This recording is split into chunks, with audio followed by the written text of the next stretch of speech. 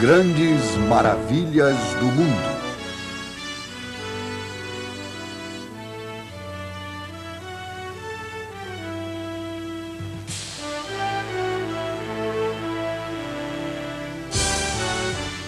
Maravilhas criadas pelo homem.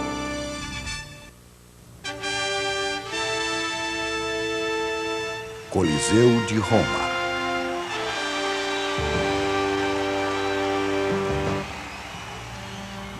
Há quase 2000 anos, os romanos testemunharam uma maravilha.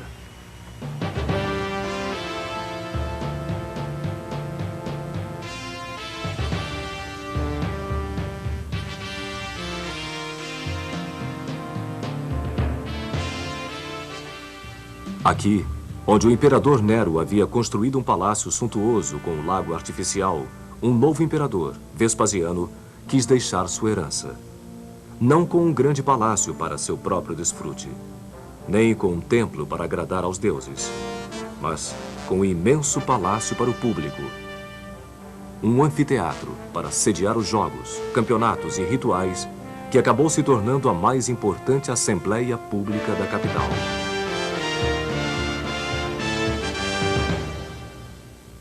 Vespasiano conhecia o valor da atividade de relações públicas.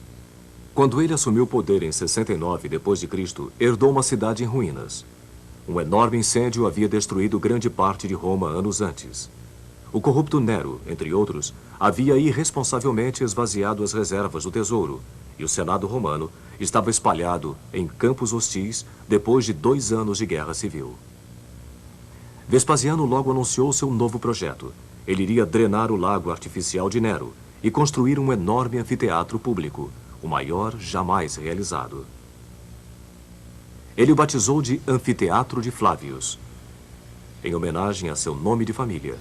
As gerações seguintes passaram a chamá-lo de Coliseu, uma referência às suas proporções colossais. Graças a seu tamanho e a seu trabalho de engenharia, foi considerado o monumento mais ambicioso do mundo antigo.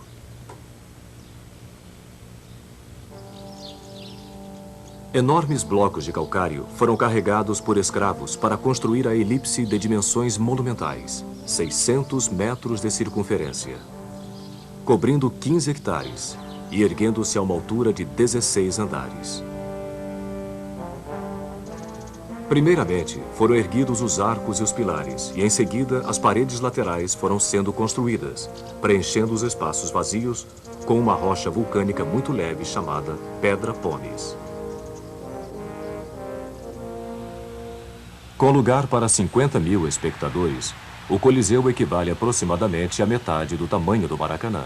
Os construtores de estádios de hoje em dia ainda se baseiam no sistema engenhoso de entradas e passagens primeiramente utilizado no Coliseu.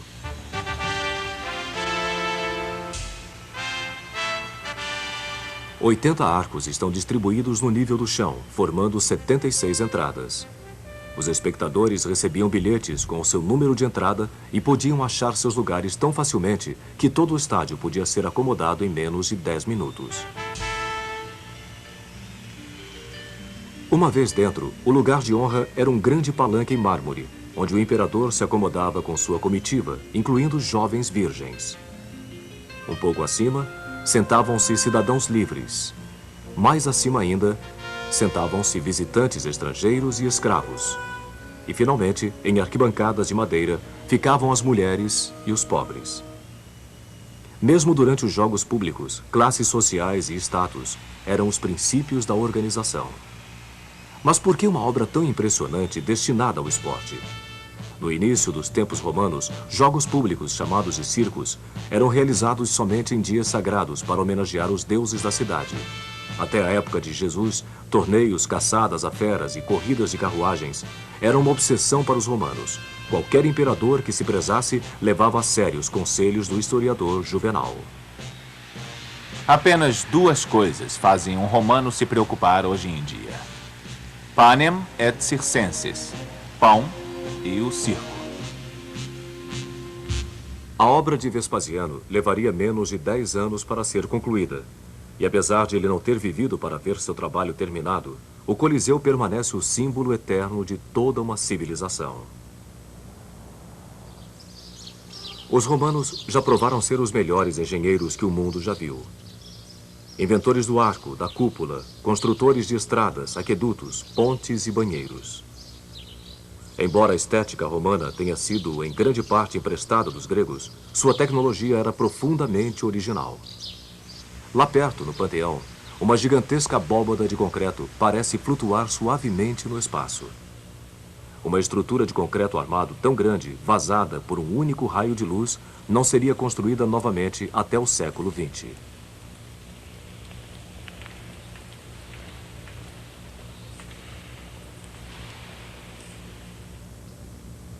Definitivamente, o Coliseu provou ser a maior herança arquitetônica de Roma. No entanto, o que o monumento tinha de magnífico chocava-se com o que de cruel acontecia dentro dele. Espectadores ficavam em torno da arena central, onde era espalhada areia para cobrir o sangue derramado no ritual dos jogos. No dia da inauguração, no ano 80, o novo imperador Titus, filho de Vespasiano, inaugurou o anfiteatro com uma caçada a feras selvagens. Em apenas um dia, 5.000 animais foram condenados à morte. Estes rituais sangrentos de celebração poderiam durar mais de 3 meses. Animais exóticos eram trazidos de regiões distantes para o Coliseu, onde eram mantidos em celas localizadas no nível subterrâneo, que podem ser vistas ainda hoje. As feras eram então transferidas em elevadores para o nível da arena, onde iriam enfrentar as lanças dos caçadores. Em algumas ocasiões, as canaletas de drenagem eram fechadas e a arena era deliberadamente inundada. O estádio se transformava num mini-mar para simulação de batalhas navais. Os gladiadores eram, no entanto, a atração principal do Coliseu. Escravos, criminosos e a mais baixa estirpe de Roma, algumas vezes até mulheres, eram especialmente treinados para depois se apresentarem nas batalhas públicas. Ave César! Nós que estamos prestes a morrer, vos saudamos. A coragem ou a covardia do gladiador era aplaudida ou vaiada pela multidão, que votava com as mãos o destino do perdedor. De acordo com alguns historiadores, polegares para cima ou uma onda de lenços abanando significavam que o gladiador viveria e poderia até mesmo se tornar um homem livre. Polegares para baixo condenavam o lutador a uma morte imediata. Por 325 anos, o Coliseu testemunhou inúmeros espetáculos assustadores como estes, e pode ter sido também o lugar onde o martírio dos cristãos perseguidos acontecia. Finalmente, em 404 d.C., todo o sacrifício público em Roma foi banido pelos imperadores cristãos no poder, e o Coliseu, danificado por terremotos e tempestades, se transformou em ruínas.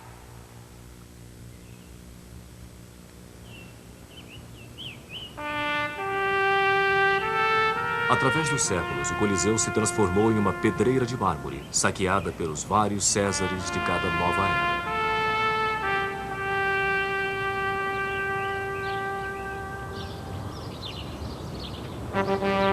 Mas o triunfo dos engenheiros continuou de pé, um símbolo fantasmagórico do Império Romano, tanto em sua maior exaltação quanto em sua maior depravação. Séculos depois de sua construção, um monge inglês faria a seguinte profecia: Enquanto durar o Coliseu, Roma viverá. Quando cair o Coliseu, Roma morrerá. E quando Roma morrer, o mundo.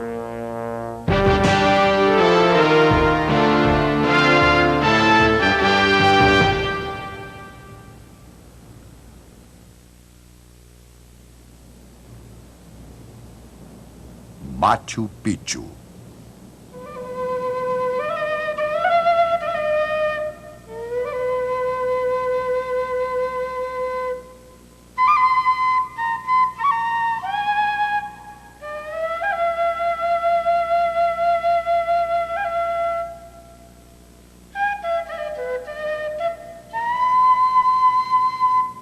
Localizado em meio ao ar puro dos Andes, 2.500 metros acima do nível do mar, um mistério escondido em florestas nebulosas por 4 séculos.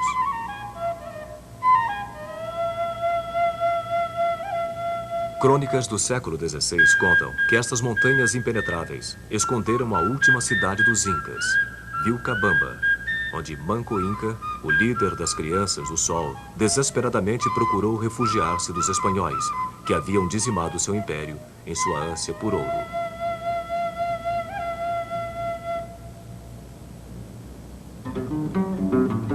Em 1911, um jovem historiador americano, Hiram Bingham, demarcou as inexploradas ruínas do Vale de Urubamba, no Peru. Índios locais o guiaram para o topo de uma montanha remota, a qual, à primeira vista, parecia totalmente hostil ao homem. Os índios chamavam esta montanha de Pico Antigo, Machu Picchu.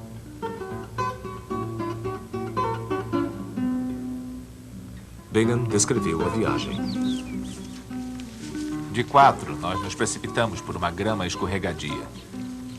Bem mais para baixo, Urubamba rosnava furiosamente.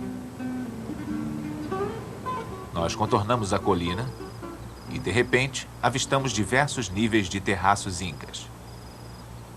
Que tipo de comunidade precisaria de centenas destes terraços? Tem espaço para uma plantação suficiente para alimentar toda uma cidade. Este lindo santuário preservado nunca sentiu o peso e a fúria das botas dos conquistadores. Eu percebi que Machu Picchu seria a maior e mais importante ruína descoberta na América do Sul desde a chegada dos espanhóis.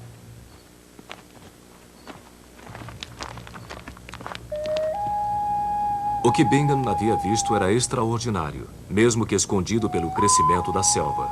Um platô de 3.200 metros quadrados, com mais de 200 construções de inigualável técnica.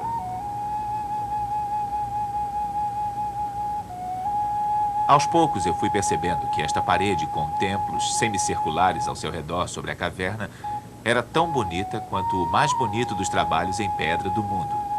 Eu quase perdi o fôlego. O que este lugar poderia ser? Bingham acabou acreditando que havia achado a cidade perdida de Vilcabamba, refúgio de Manco Inca. Mas Machu Picchu foge a qualquer explicação, pois não é uma cidade, mas antes um imenso centro religioso, um lugar sagrado para os rituais de uma das mais enigmáticas civilizações de nosso mundo.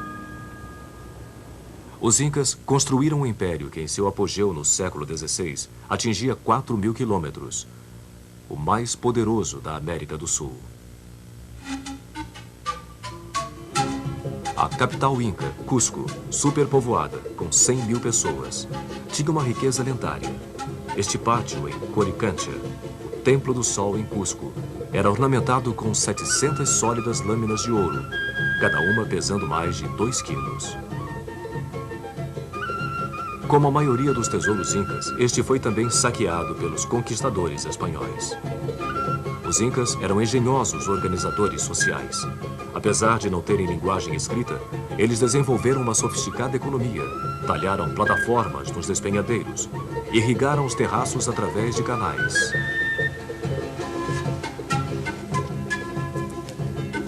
Cultivaram milho, batatas. Domesticaram alpacas e lhamas.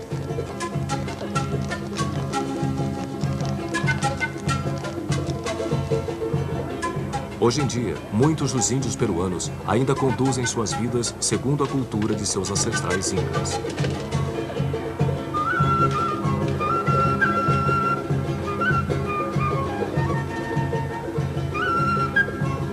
E falam o Quechua, língua dos templos de Machu Picchu.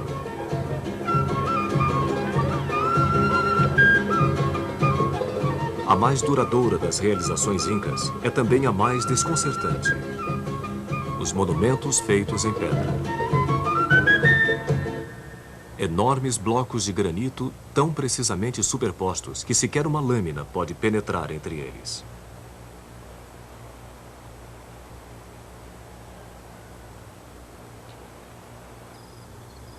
Os construtores arrastaram os blocos de suas pedreiras por quilômetros, e não existem indícios de que eles possuíam rodas, animais de tração ou ferramentas capazes de transportar e construir blocos tão perfeitos.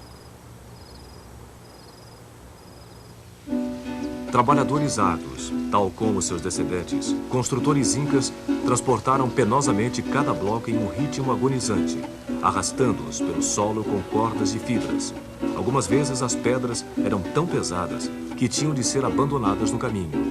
Mas o homem não era punido. Os incas preferiam culpar as pedras, chamando-as de sai cusca, que significa pedra extenuante. Uma vez em seu destino, as pedras eram talhadas e encaixadas em suas posições. Cerca de 40 ângulos seriam esculpidos em apenas um lado da rocha para assegurar um encaixe perfeito ou criar uma delicada curva na parede, assim como no Templo do Sol.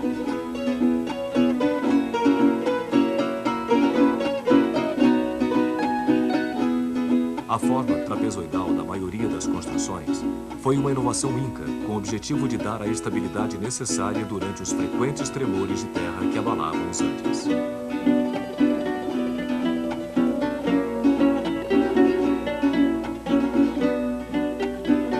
A maioria sobreviveu intacta. Somente seus telhados de palha caíram, vítimas de 5 séculos de clima tropical. Mas o que justifica uma engenharia tão elaborada?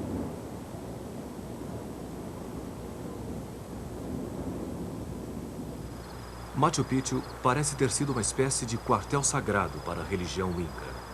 Uma religião baseada na adoração ao sol e na sua evolução através dos céus.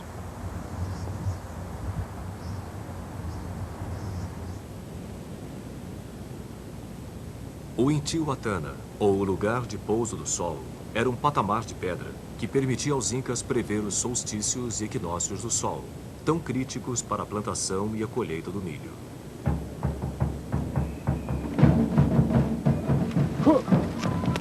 No solstício de junho, que marca o início do inverno no sul do Equador, o sol era simbolicamente amarrado à terra para assegurar seu retorno nos meses que viriam.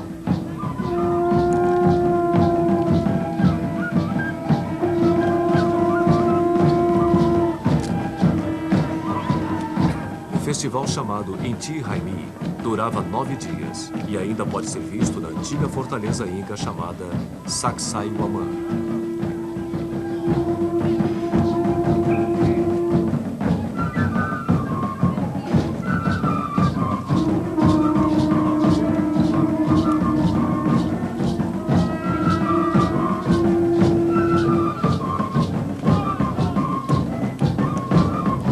Para os incas, o sol era o pai divino de todos os povos, e o rei era o seu regente na terra.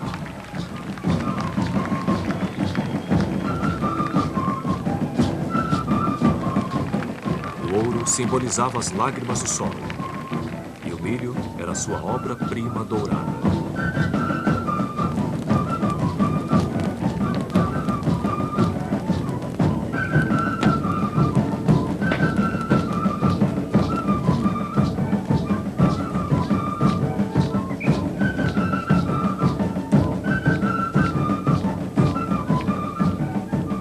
Desta fortaleza, no ano de 1536, o líder Manco Inca rompeu o cerco espanhol e fugiu para as montanhas para sempre. Apenas 4 anos antes, Francisco Pizarro liderou um pequeno grupo de espanhóis até o coração do Império Inca. Atraídos por rumores de fabulosas riquezas e portando armas superiores, menos de 200 espanhóis conseguiram conquistar a população índia de milhões de pessoas. Mataram seu imperador, Atahualpa, e saquearam a capital. Em julho de 1533, os espanhóis já haviam coletado 24 toneladas de ouro e prata.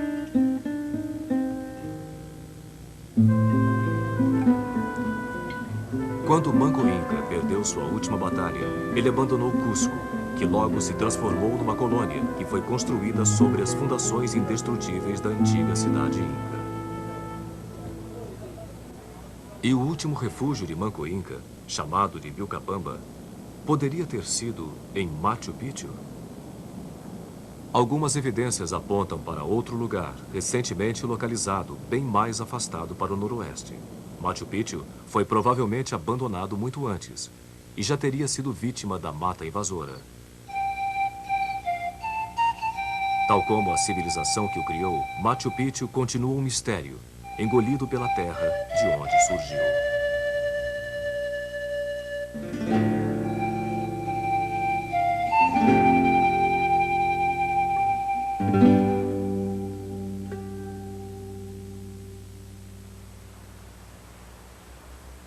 A Muralha da China.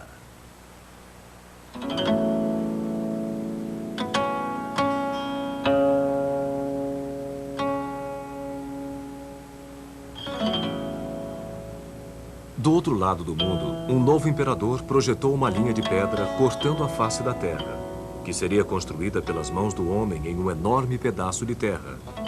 Como se dissesse até para os deuses: esta é minha terra, não se aproxime.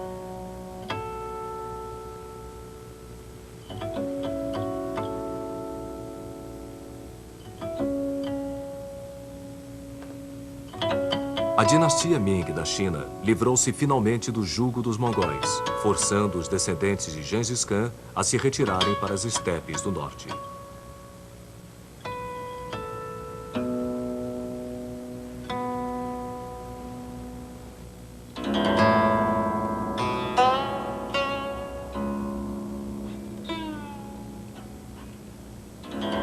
China, o Império do Meio, era de novo governada por um imperador chinês. E para defender este império, foi ordenada a construção de uma gigantesca muralha que se estenderia do rio Yalu, na Baía da Coreia, até o selvagem deserto de Gobi. 4.800 quilômetros de tijolo e pedra, 8 metros de altura.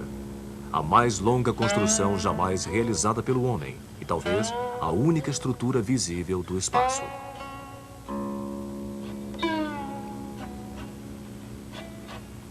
Se a muralha da China fosse esticada de ponta a ponta no Brasil, ela ligaria Macapá a Porto Alegre.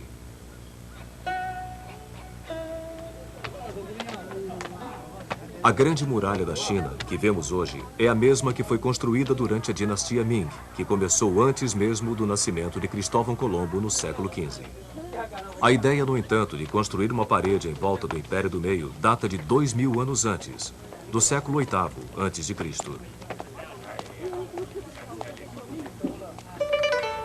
Nesta época, a China vivia um caos. Estados hostis lutavam entre si e contra tribos nômades que tentavam invadir pelo norte. Durante centenas de anos, uma sucessão de paredes em barro foram construídas entre montanhas e ao longo dos vales com o objetivo de manter afastados vizinhos hostis.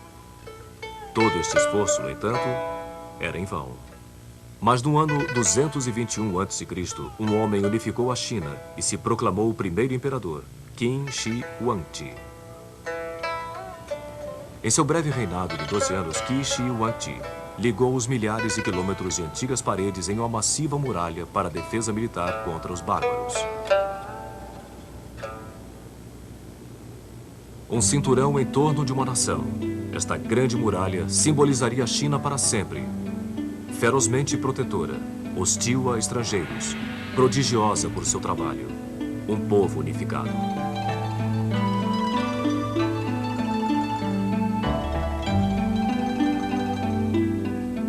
A muralha de Qin Shi Huangdi deu aos chineses uma identidade nacional jamais vivida antes.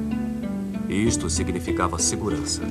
As fronteiras do norte logo atrairiam novos colonizadores e fazendeiros. Em sua sombra protetora, comerciantes se aventuravam por estradas que levavam ao oeste. Uma viagem pela região que viria a ser conhecida como a Rota da Seda, trazendo as riquezas do Oriente para a Índia, Pérsia e Roma.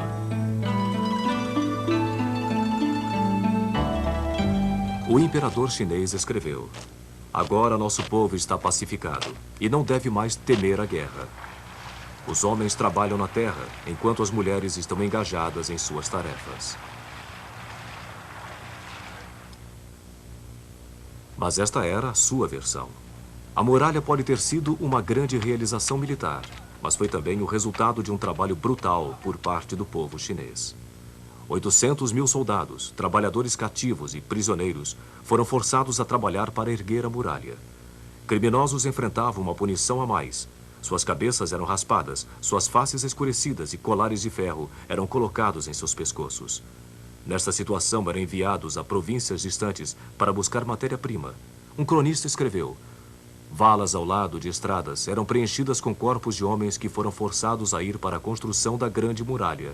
E quando homens não podiam mais ser encontrados, suas viúvas se juntavam à marcha. A história de uma das viúvas se transformou em lenda. Aqui, nos limites leste da muralha, perto do Mar da China, um templo foi erguido em homenagem a Meng Jiannu. Meng, a história conta, foi atrás de seu marido que havia sido mandado para construir a muralha.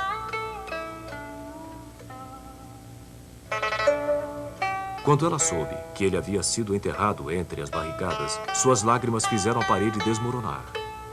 Desta forma, ela achou os ossos de seu marido e amaldiçoou o imperador. Denunciando a ordem autocrática do imperador, ela se tornou a voz simbólica do povo contra um onipotente opressor.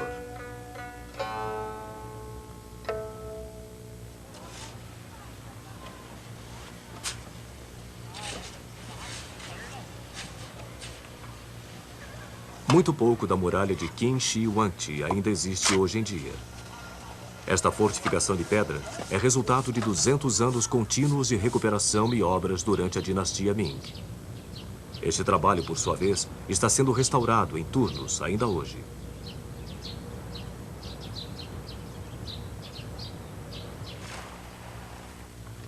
A muralha atravessa metade da China, subindo montanhas inclinadas e protegendo vales, engenhosamente transformando terrenos desfavoráveis para a guerra em vantagem tática.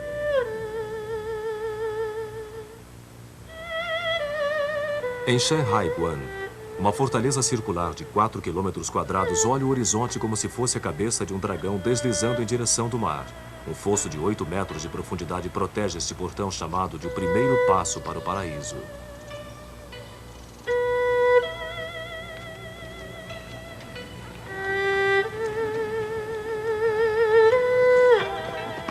A 300 quilômetros dali, a fortaleza de Jiayuguan era o último entreposto do Império, já que depois deste ponto, em direção ao oeste, estava o vasto deserto mongol. Entre estes dois extremos, existe um conjunto de 25 mil torres de observação, controladas por guardiães que viviam nestes locais. Quando atacados, eles mandavam informação sobre as tropas inimigas por meio de sinais de fumaça durante o dia e sinais de fogo durante a noite. Estas informações percorriam centenas de quilômetros em questão de horas. Perto de Beijing, a toda poderosa fortaleza de Badalin foi construída cercada por diversas camadas de paredes externas, grande o suficiente para acomodar 5 cavalos montados ou 10 homens de infantaria marchando lado a lado. Suas duas faces asseguram que a muralha poderia servir de defesa dos dois lados, não importando por onde fosse atacada. Apesar de a muralha ter resistido aos arcos e espadas dos mongóis e dos manchus, ela mal conseguiu sobreviver aos rompantes ideológicos de nosso tempo. Durante a Revolução Cultural dos anos 60, desdenhando o passado histórico da muralha, fazendeiros roubaram muitas partes dela para usar em seus chiqueiros.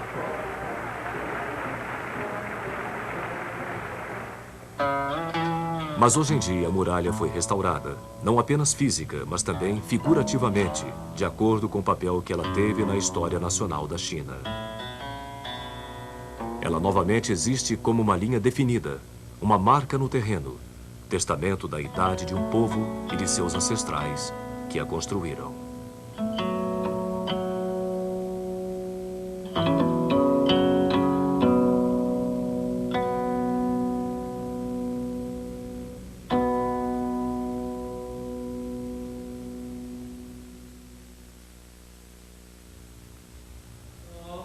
Kremlin.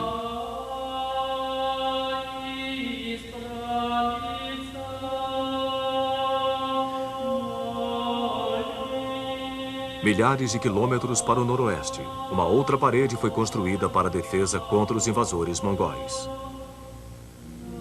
Mas, em vez de estender-se pela paisagem, esta parede cercava uma pequena cidade. É a cidade de Moscou. A palavra em russo é Kremlin.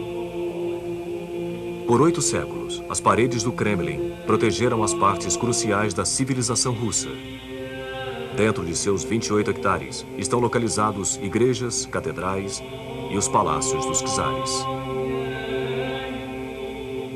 Foi dentro do Kremlin que os regimes de Ivan o Terrível e Pedro o Grande nasceram.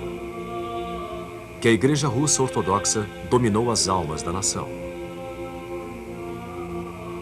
Aqui estão os esplendores e os excessos dos Romanovs.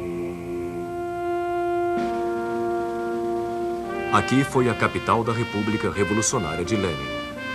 E aqui Stalin fez derramar o sangue de seu próprio povo. Por trás destas paredes, a Guerra Fria foi travada. E aqui, um novo capítulo da história russa foi revelado na última década do século XX.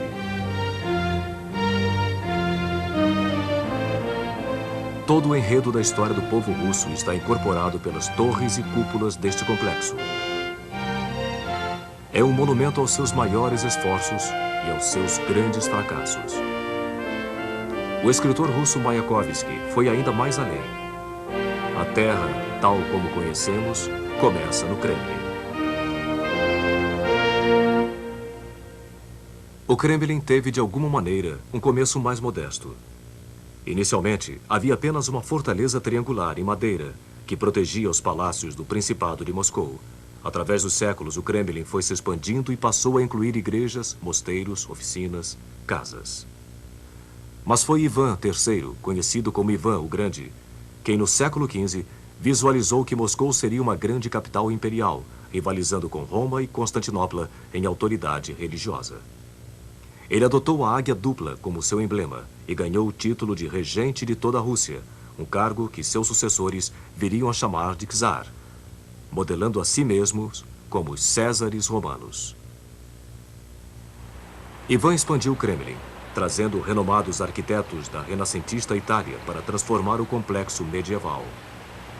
Os arquitetos substituíram as antigas construções em madeira e pedra por construções de paredes de tijolos vermelhos que sobrevivem até hoje.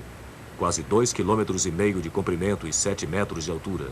As paredes levaram 10 anos para serem construídas e estão entre as mais bonitas fortificações militares jamais erguidas. 20 torres cortam a linha do céu, cercando a fortaleza. Uma das torres é a do portão Spassky, considerado até hoje a majestosa entrada principal do imponente Kremlin. A história conta que quando Napoleão marchou triunfante pelo portão Spassky, seu chapéu de 3 pontas tombou, prevendo o mortal fracasso que seus soldados sofreriam em sua retirada de Moscou. Menos da metade dos seus 600 mil soldados sobreviveu ao inverno. Centenas de canhões que foram abandonados na neve hoje estão expostos desafiadoramente pelas paredes do edifício conhecido como Arsenal.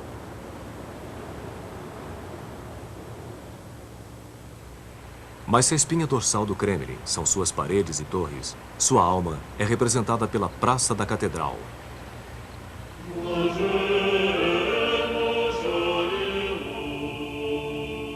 Ivan o Grande autorizou a construção de 3 magníficas catedrais para formar o centro da Rússia Ortodoxa. A imensa Torre do Sino acrescentou um ponto de referência para a Praça da Catedral e para toda a cidade.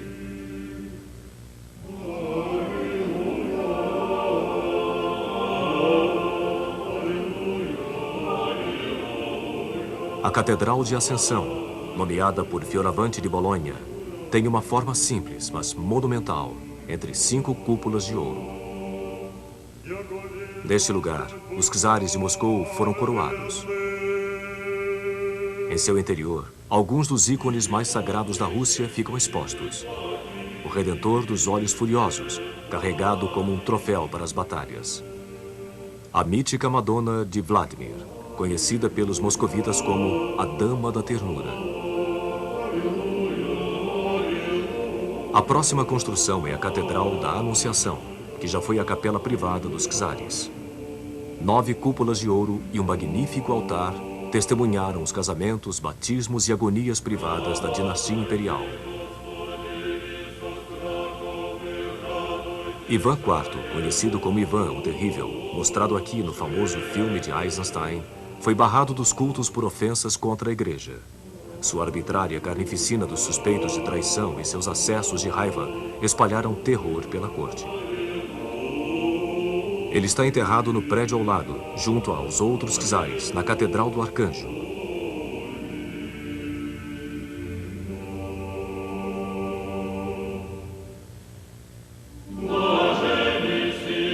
Seu túmulo se encontra ao lado do de seu filho, que foi morto por Ivan com suas próprias mãos. Mas a herança de Ivan o Terrível não foi somente de maldades. Ele fez construir a Catedral de São Basil, bem próxima do lado externo da parede do Kremlin. 9 fantásticas cúpulas se encontram sobre a Praça Vermelha.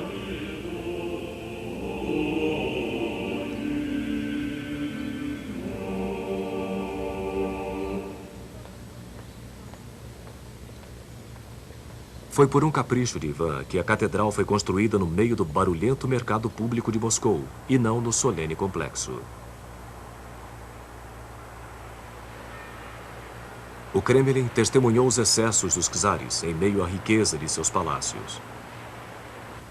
Enquanto do lado de fora de suas paredes, servos e camponeses russos enfrentavam uma situação de miséria, a corte dos czares superava as capitais imperiais da Europa. Um visitante, ao ver o Kremlin pela primeira vez, comentou: horizontal e verticalmente, torres e cúpulas, pontas, cones, estruturas em espiral preenchem toda a vista. Deve ter sido invenção de Dante quando chegou aos céus russos.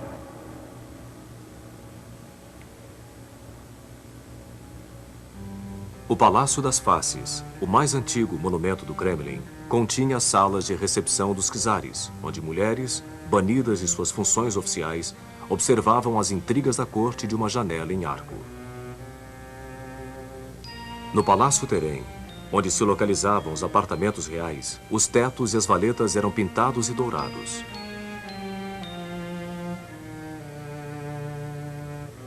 Neste palácio, o jovem czarevich Pedro, o primeiro Romanov, presenciou o assassinato de sua família.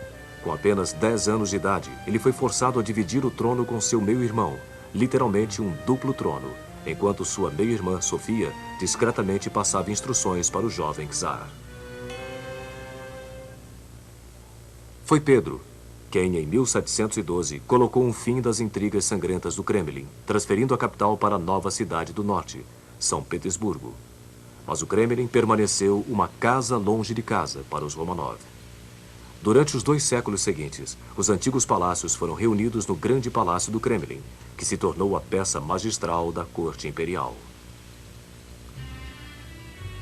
Ambientes para recepção pública foram construídos em larga escala para impressionar os visitantes ilustres. Somente o St. George Hall mede 65 metros de comprimento. Mais intimistas, mas não menos opulentos, são os quartos privados do palácio, onde os Romanov satisfaziam seu lendário apetite para as artes decorativas. Muitos dos tesouros do Kremlin eram eventualmente expostos no Museu Imperial, conhecido como The Armory, onde os esplendores da corte foram cuidadosamente restaurados, mesmo durante a era da dominação soviética.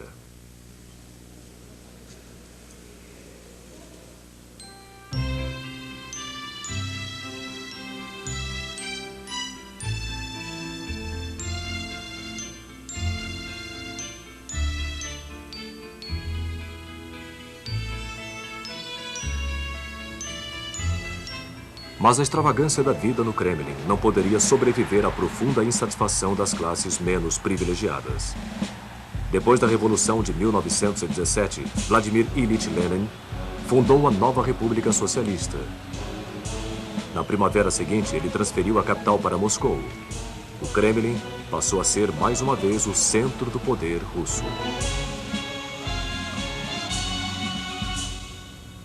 Esta mudança aconteceu em uma época de profundo crescimento do Kremlin.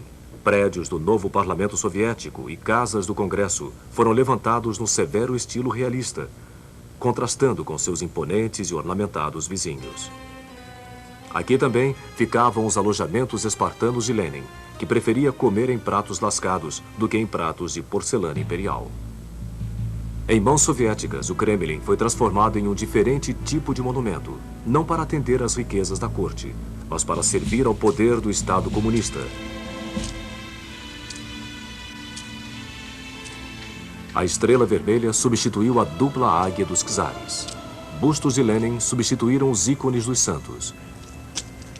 E a tumba onde Lenin foi embalsamado se tornou um lugar de peregrinações sagradas para seus seguidores. Mesmo hoje em dia, quando os russos repudiam seu passado soviético, eles não rejeitam o Kremlin. É a história de nosso Estado. O Kremlin sempre foi o centro político, cultural e espiritual do país. Para mim, o Kremlin é sagrado. É a história do Estado da Rússia, o qual existe e vai sempre existir, independentemente das comoções que podem vir a acontecer e a sacudi-lo. Nós realmente amamos este lugar, eu em particular. Eu trouxe minha filha para mostrar a ela quão esplêndida nossa terra é, para contar a ela o que nós vemos, o que nós sabemos e o que nós lembramos. O Kremlin continua a cativar o coração do povo russo, não somente por sua beleza, mas pelo que ele carrega de verdade, suas memórias e esperanças.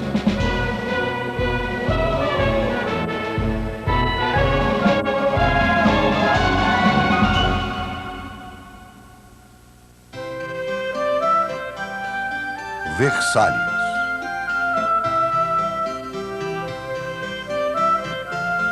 Enquanto o Kremlin sobreviveu a revoluções, há um outro palácio que mal sobreviveu a uma.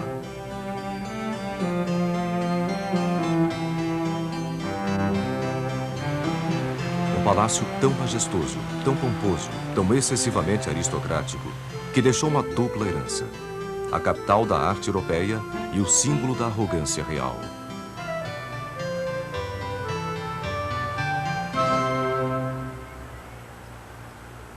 Versalhes começou com um ato de ciúme. Luís XIV, conhecido como o Rei Sol, visitou um magnífico palácio que pertencia a um de seus ministros. O rei se sentiu tão ultrajado com a pompa do encontro no palácio de seu subordinado que mandou aprisioná-lo e saqueou sua casa. O material saqueado iria encontrar seu novo lugar no novo palácio que Luís XIV construiria para uso próprio. Ele escolheu um terreno pantanoso em Versalhes, 18 quilômetros ao sul de Paris. Quando garoto, ele cresceu apaixonado pela casa de caça de seu pai, que se localizava nesta região.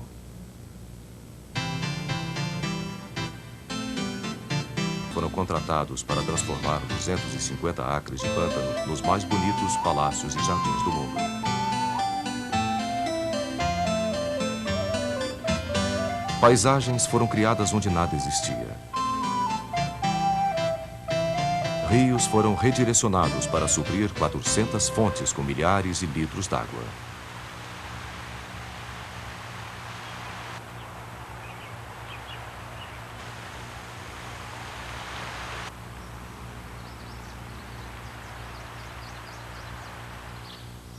Quando o fedor das latrinas de Versalhes se tornava insuportável, Luís XIV tinha 3.000 árvores de fragrância em caixas estrategicamente arrumadas. Algumas delas ainda existem na Orangerie. De fato, Versalhes representa o auge da sensibilidade barroca. Aqui, a natureza foi domada e algumas vezes torturada em submissão. Cada broto, cada galho e cada planta em Versalhes era sujeito à revisão. Árvores eram posicionadas ao longo dos caminhos de tal forma que não fizessem sombra nas magníficas estátuas que enfeitavam o jardim.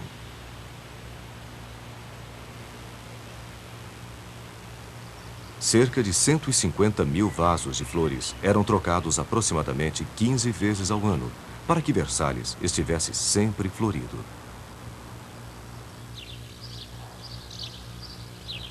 As diferentes alas de Versalhes impunham uma ordem racional e humana em uma incompreensível dimensão de luxo.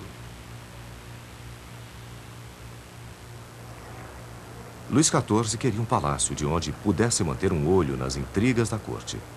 Desta forma, Versalhes foi construído para hospedar cerca de 3.000 nobres, cortesãos, damas de companhia e todos os seus atendentes.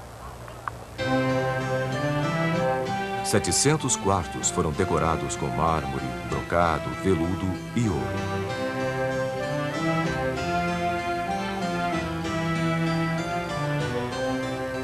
Versalhes se tornou a moradia e o local de encontro da aristocracia francesa. Luís XIV gostava de viver exposto aos olhos públicos e, portanto, mantinha o palácio aberto a todos que estivessem interessados em conhecê-lo.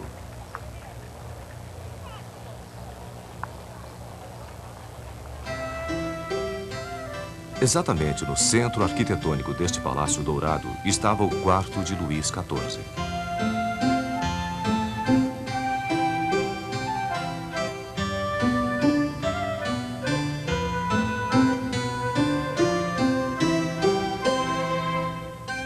O dia começava aqui não com um nascer do sol, mas com um despertar do rei. Um ritual chamado de o nascer do rei. Luís XIV tinha um atendente para cada função. Um para vestir a manga direita da roupa, outro para vestir a manga esquerda, um para colocar a gravata, outro para amarrá-la. 4.000 serventes e 500 cozinheiros alimentavam o enorme apetite da corte por cerimônias.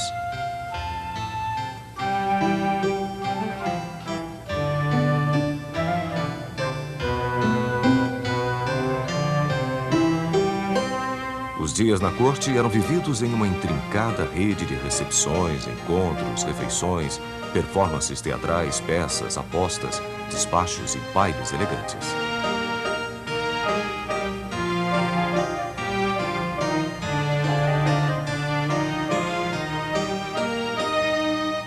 O rei frequentemente participava de apresentações de balés folclóricos. Era sabido que somente o rei poderia se juntar aos bailarinos.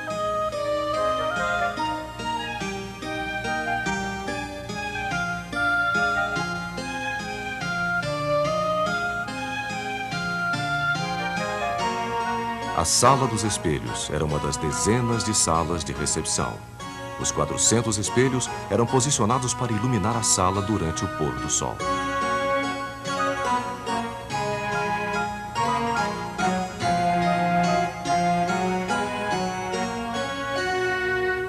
Na Sala dos Desenhos, adjacente à Sala dos Espelhos, cortesãos ganhavam ou perdiam influência, dependendo da moda de cada dia. A menor afetação do rei, seja na vestimenta, na cozinha, dança ou arte, desencadeava uma onda não somente por toda a França, mas por todas as cortes da Europa.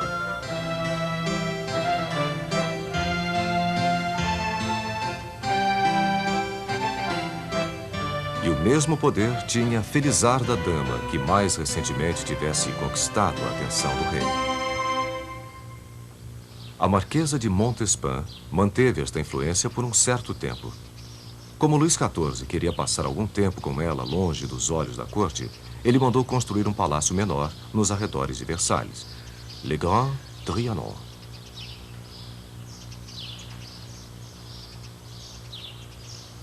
Em 1715, Luís foi sucedido por seu bisneto, Luís XV, que expandiu Versalhes sob a influência de outra marcante mulher, Madame de Pompadour, sua amante por 20 anos. Ela também queria uma casa afastada da corte, e Luís XV construiu o Petit Trianon. Mas Madame Pompadour não chegou a ver seu palácio pronto, e ele se transformou mais tarde na casa de encontro do rei com sua nova favorita, a Condessa de Paris. Mas foi uma outra mulher de Versalhes quem iria representar os excessos da corte francesa, Maria Antonieta. Maria, que era austríaca, acabou ocupando este leito através de um casamento politicamente arranjado e extremamente impopular com Luís XVI. Ela nunca conseguiu conquistar o povo francês, mesmo tendo feito o seu melhor para impressionar a corte.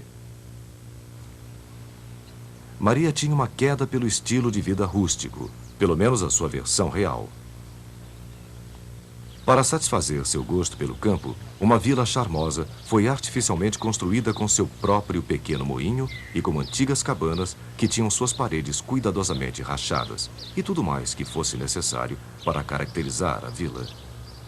Foi neste seu refúgio idílico que, em 5 de outubro de 1789, Maria Antonieta foi alertada sobre o fato de que a Revolução Francesa chegara a Versalhes. Raivosos parisienses estavam se aproximando do palácio. A família real deixou Versalhes na manhã seguinte e nunca mais retornou. E Versalhes, que apenas 6 anos antes havia assinado o tratado que dava à América sua independência, agora era considerado um símbolo da tirania em seu próprio país.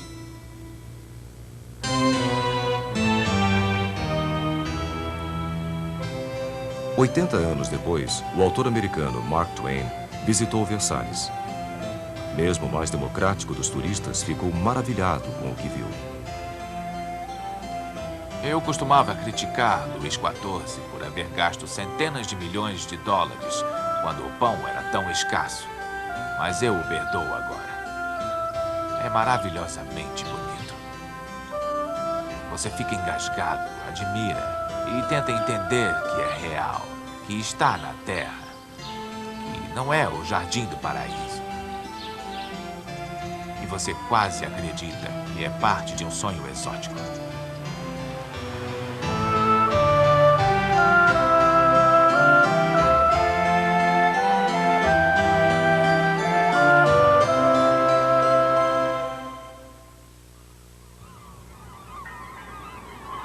Estátua da Liberdade. Durante toda a viagem, eles estavam falando que nós iríamos encontrar uma bonita senhora com uma tocha. E eu não conseguia visualizar a cena. Quando eu a vi, eu disse: Mãe, vem aqui. Esta é a liberdade. Esta tocha lá no alto quer dizer seja bem-vindo. Finalmente nós viemos à Terra Prometida para a Estátua da Liberdade. Bonita, linda mulher. Eu disse para minha mãe o que ela significa. Minha mãe me abraçou e respondeu: ela significa América.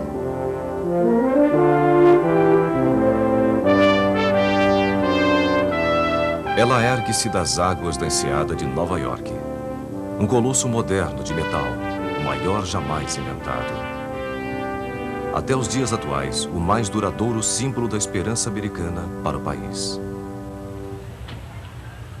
Tal como os milhões de americanos que passam por ela, a história da Estátua da Liberdade começa do outro lado do oceano, em um país tumultuado. O ano era 1865. Em Paris, o regime duro e beligerante de Napoleão III tornou democrático o sonho da Revolução Francesa em uma memória sombria. Para alguns liberais franceses, a América era a verdadeira inspiração dos ideais democráticos perdidos da França. Eles almejavam a fraternidade que uma vez ligara Washington a Lafayette. Entre eles estava o escultor Frédéric Bartholdi, que pensou em desenvolver um monumental presente para a jovem nação.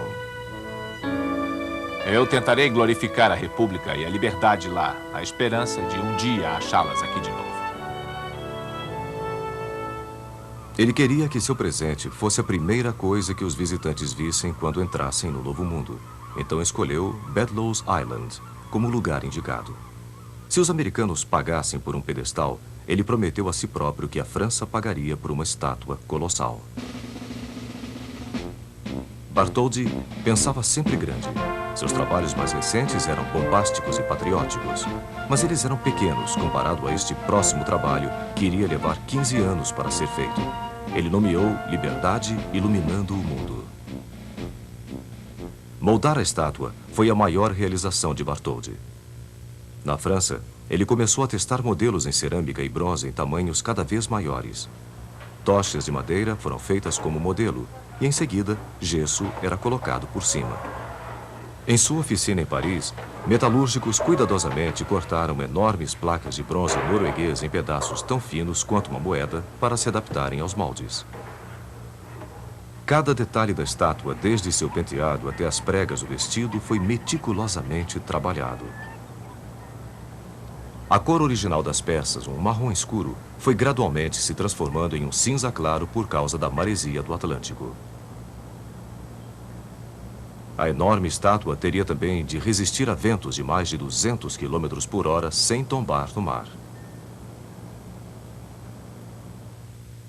Bartholdi procurou o mais brilhante engenheiro civil da França, Gustave Eiffel, para desenvolver um engenhoso sistema de suporte de 1.800 vigas, incluindo um esqueleto principal e uma série de estruturas que permitiriam as placas de cobre expandir e contrair, de acordo com o tempo, sem rachar.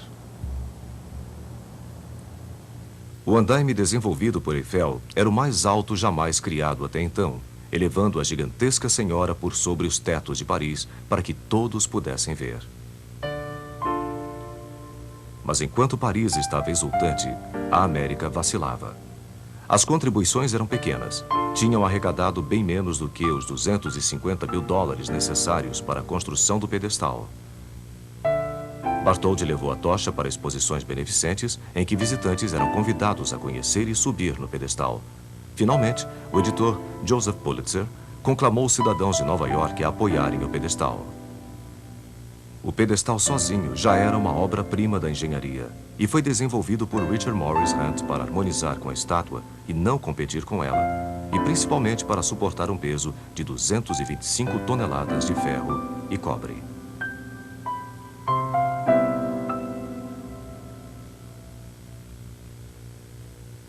Em 1885, a França havia contribuído com mais de 400 mil dólares para o projeto e Bartholdi havia trabalhado por 14 anos. A estátua completa foi desmontada e enviada à sua nova casa empalada em mais de 200 caixotes, 39 somente para rebites. Quando a estátua foi remontada um ano mais tarde em Nova York, os americanos viram pela primeira vez o que seria considerado símbolo de esperança para seus imigrantes nas décadas vindouras.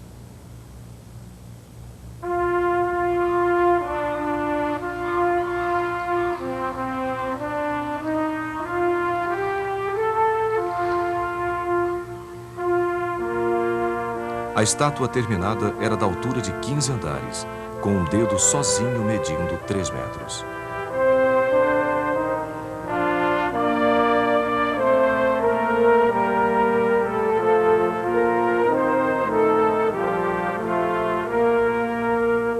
O simbolismo da liberdade estava claro. Uma placa com a data de 4 de julho de 1776. Sob seus pés, grilhões rompidos representavam o fim da escravidão. Sua coroa de 7 pontas tenta tocar os 7 continentes e os 7 mares, e carrega o anseio de liberdade de todo o mundo. Bartholdi queria que ela fosse acesa pelo lado de dentro, e no início do século XX, uma fraca luz elétrica saía das brechas da tocha. Este modelo original está em exposição em um museu próximo à estátua. Reformas recentes colocaram uma nova tocha com folhas de ouro de 24 quilates para incrementar a ilusão de iluminação. Aqueles que vieram em busca do abrigo da tocha vieram atrás de uma vida melhor, fugindo de exércitos, para juntar-se a um parente, livrar-se de um perseguidor. Eles vieram por causa de rumores de ouro nas ruas. Vieram em trapos. Ironicamente, suas primeiras horas na Terra da Liberdade eram gastas normalmente confinadas na Ellis Island. Imigrantes a chamavam de Ilha das Lágrimas. Aqui, à sombra da Estátua da Liberdade, 16 milhões de almas esperançosas invadiram Great Hall, esperando sua sorte. Alguns deles condenados a serem postos de lado, doentes, ou que aparentavam ser mentalmente deficientes, eram impedidos de entrar no país e voltavam nos mesmos navios que os havia trazido.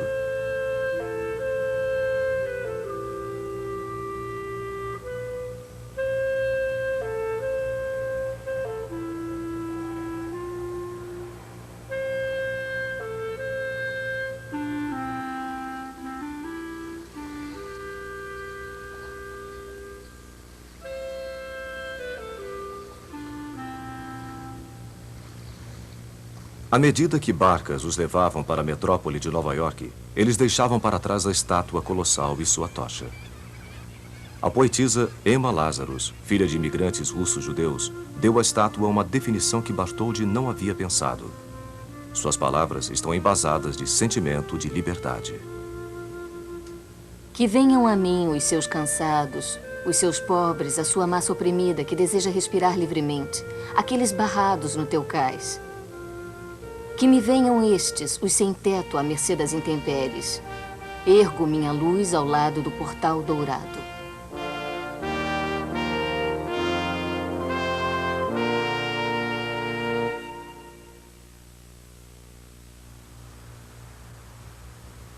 Torre Eiffel.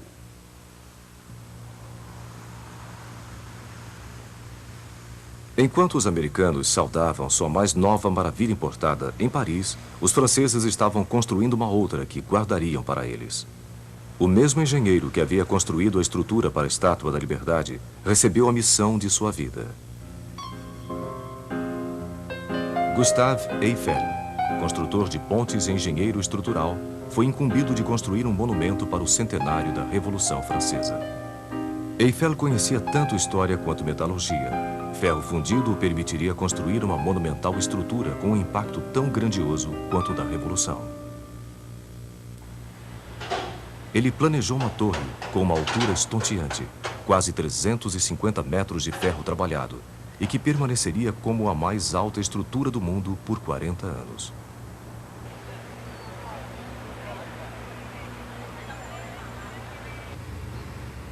Eiffel usou novas tecnologias de pré-fabricação para fundir 12.000 traves. Elas eram manufaturadas fora do local e montadas na margem esquerda do Sena, onde ficaria localizado o monumento.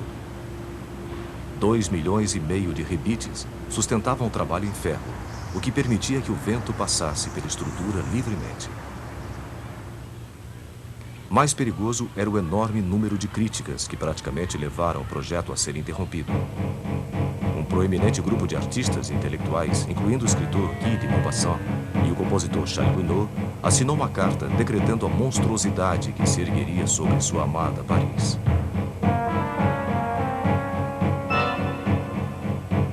A inútil e monstruosa Torre Eiffel é como uma gigantesca chaminé preta de uma fábrica. Esmagando com sua enorme massa a Notre-Dame. O Louvre, o Arco do Triunfo. Todos os nossos monumentos serão humilhados sob esta mancha negra. Determinado, Eiffel continuou. A torre ficou pronta no prazo, com apenas 600 dias de trabalho, e foi inaugurada em 31 de março de 1889. Mais de 2 milhões de parisienses curiosos passaram pela torre neste primeiro ano, rabiscando seus nomes nas vigas e comprando souvenirs. Eles almoçaram no restaurante localizado na torre e subiram nos engenhosos elevadores por entre a estrutura de metal para ver o que nunca haviam visto antes. Um visitante era Edmond de Goncourt. Subindo no elevador, eu tive a sensação, lá no fundo do meu estômago, de que estava em um navio no mar, mas sem vertigem. Lá do alto, nós fomos presenteados com uma visão maravilhosa, além de tudo que poderíamos imaginar na altura do chão, da grandeza, da extensão, da imensidão de Paris.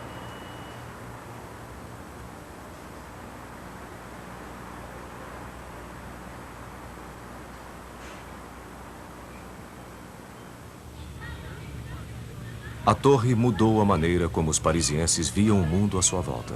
Paris não era mais simplesmente uma cidade de ruas e bulevares, mas tinha agora uma estonteante vista nova, do céu e do horizonte, tons de cores e luzes. E os artistas de Paris viram a sua antiga vista com novos olhos. Os pintores da cidade, já responsáveis por revolucionar o mundo da arte, tinham agora um monumento digno de sua moderna visão da cidade. De uma certa maneira, Eiffel criou em ferro o que artistas estavam criando em óleo. Georges Seurat usou os mais básicos elementos da pintura, luz e cor, e aplicando-os corretamente, produziu uma impressão maravilhosa de leveza, uma beleza atemporal. Mas da mesma forma, Eiffel esculpiu com alguns componentes essenciais da arquitetura. Vigas e traves foram empregadas para formar uma estrutura que, vista de longe, parece, de alguma maneira, ser leve como o ar. Uma silhueta eterna, sem fim. Mais tarde, uma camada de tinta laranja foi adicionada gradualmente clareando para um amarelo pálido, para intensificar a impressão de que a torre está flutuando no céu. Mas mesmo depois de terminada, a torre sofreu algumas críticas. Maupassant manteve sua posição crítica. Na verdade, ele disse ter gostado de jantar na torre porque era o único lugar em Paris onde ele não tinha de olhar para ela. A Torre Eiffel chegou mesmo a ter sua demolição programada em 1909. Somente o seu novo uso como torre de rádio a preservava. E quando sua altura ajudou a interceptar as transmissões do exército alemão durante a Primeira Guerra Mundial, a permanência da torre foi garantida.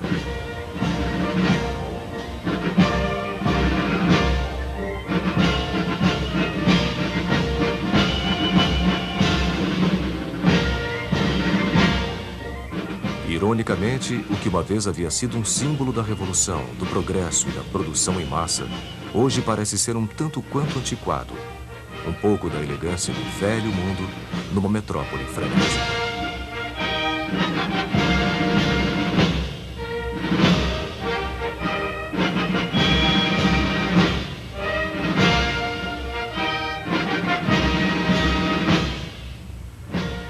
Mas, para sua época, a torre representou um passo ousado.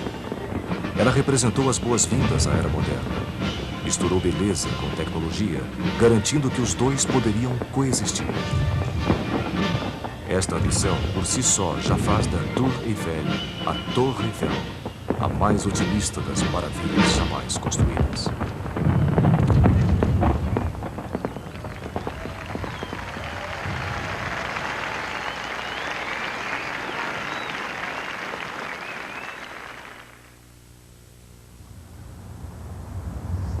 Monte Rushmore e Crazy Horse. No coração da América, um outro sonho audacioso se tornou realidade no paredão de uma montanha de granito. Nas montanhas negras de South Dakota, em meio a desfiladeiros que eram como testemunhas às curvas e à idade do terreno, um homem decidiu colocar sua marca em uma das montanhas. Não apenas uma expressão pessoal de seus dons artísticos, mas um monumento aos princípios fundamentais de uma nação democrática.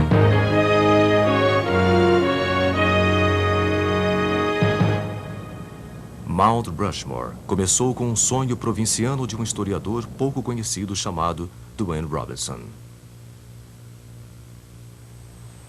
Ele imaginou um tema do Velho Oeste esculpido num dos altos paredões das Montanhas Negras. Mas o artista que ele contratou tinha uma visão totalmente diferente.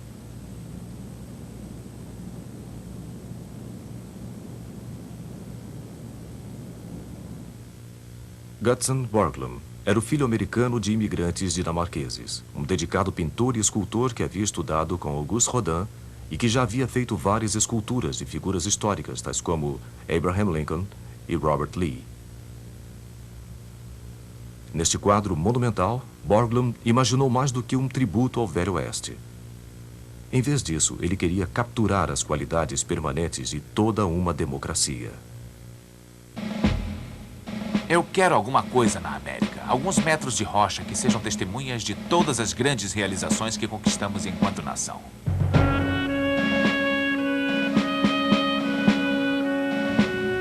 Borglum investigou a fundo a psique americana para descobrir os arquétipos dos ideais nacionais.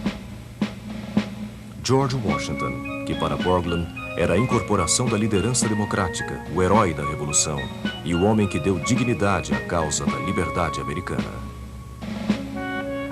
Thomas Jefferson, estadista e filósofo, autor da Declaração de Independência e profundo defensor das liberdades individuais.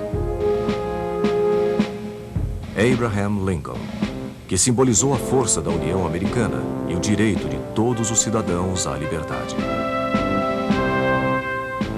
E Teddy Roosevelt, personificação da robusta expansão da nação, com o comprometimento de preservar seus recursos naturais e de promover liberdade empreendedora. Mas como modelar numa montanha estas quatro faces? Primeiramente, Borglum e Robinson acharam um lugar com a combinação certa de superfície, integridade estrutural e iluminação solar. O trabalho de Borglum começou em 1927 e iria continuar esporadicamente por 14 anos. Envolveria mais de 300 trabalhadores e, finalmente, custaria quase $1 milhão.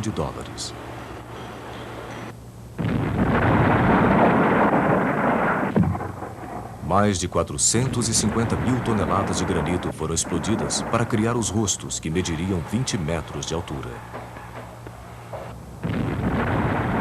A montanha estava parecendo ser incontrolável. Pedras instáveis forçaram Borglum a dinamitar sua primeira tentativa, que colocava Washington e Jefferson em lugares opostos. Persistentemente, Borglum começou um novo Jefferson, esculpindo a cabeça um pouco mais alta do que as outras e evitando assim rachaduras perigosas. O sucesso de Borglum em Mount Rushmore dependia, além da engenharia, de alcançar beleza artística em uma escala ampla. Borglum conseguiu passar emoção além das rochas. Uma ponta de granito na cavidade da pupila conseguiu dar a impressão de brilho no olhar. Borglum havia planejado esculpir todas as figuras até a altura da cintura, mas morreu em 1941, antes que pudesse terminar. Seu filho, que apropriadamente recebeu o nome de Lincoln, completou as cabeças, mas o começo da Segunda Guerra Mundial impediu que houvesse qualquer cerimônia de inauguração. Finalmente, 50 anos depois de estar pronto, Mount Rushmore foi oficialmente inaugurado em julho de 1991, colocando o selo final num monumento que veio para representar as conquistas do espírito humano. Gutzon Borglum. Nós acreditamos que o memorial à nação deve ter serenidade, nobreza, poder, tal como tinham Washington, Jefferson, Lincoln e Roosevelt, esculpido nas alturas o mais perto do céu que podemos, para mostrar à posteridade que tipo de homens eles eram. E aí devemos rezar para que estes marcos durem até que o vento e a chuva os desgastem.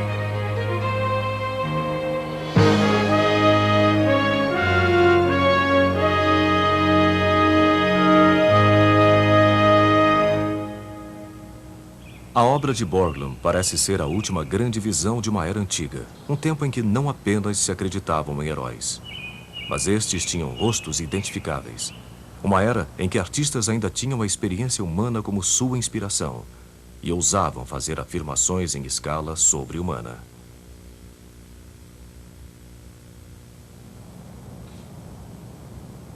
Existe outra grande maravilha sendo desenvolvida, mesmo em nossa era impaciente. E ela está localizada a apenas 27 quilômetros da obra-prima de Borglum, em Mount Rushmore. Aqui, um órfão meio americano, meio polonês chamado Korczak Ziolkowski começou a mais ambiciosa escultura em rocha de todos os tempos.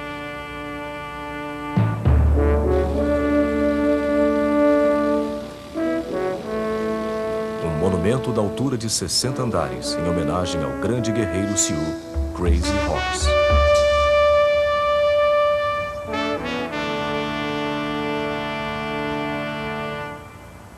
Durante os anos 30, enquanto os rostos de presidentes americanos descendentes de europeus começavam a tomar forma na rocha de granito em South Dakota, o chefe urso em pé da nação Sioux fez a Korczak uma pergunta desconcertante. Onde estavam os monumentos de seu povo, dos heróis de uma tribo que povoou a região por 400 séculos, mas que havia sido aniquilado em menos de 4 décadas? A resposta de Korczak foi que ele dedicaria o resto de sua vida à construção de um moderno colosso, ao Crazy Horse. A escala é inacreditável. Todas as 4 cabeças de Mount Rushmore caberiam em apenas uma cabeça do Crazy Horse. Korczak viu nesse lendário guerreiro a dignidade heróica de um povo vencido. Ele se dedicou à sua tarefa com a mesma perseverança que seu outro herói e mentor, Gutzon Borglum.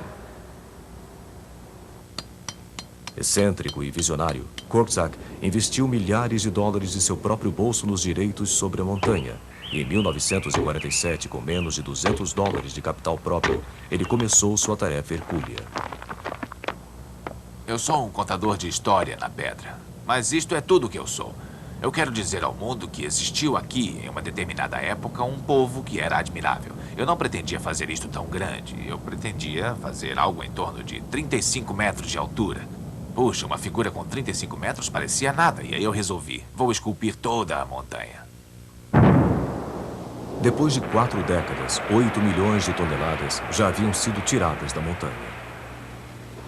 Korczak sabia que não viveria para ver seu trabalho completo. Quando morreu em 1982, deixou planos para a continuidade da obra, que está agora sendo trabalhada por sua viúva Ruth e a maioria de seus 10 filhos. Eu acho que ele pensava que não havia limites para o que se quer fazer quando realmente se deseja fazer. Se você realmente acredita naquilo, trabalha duro o suficiente e está disposto a pagar o preço necessário, você pode fazer o que quiser. Você pode ser o que quiser neste mundo. Korczak simplificava sua própria filosofia citando um velho ditado que ele ouviu certa vez.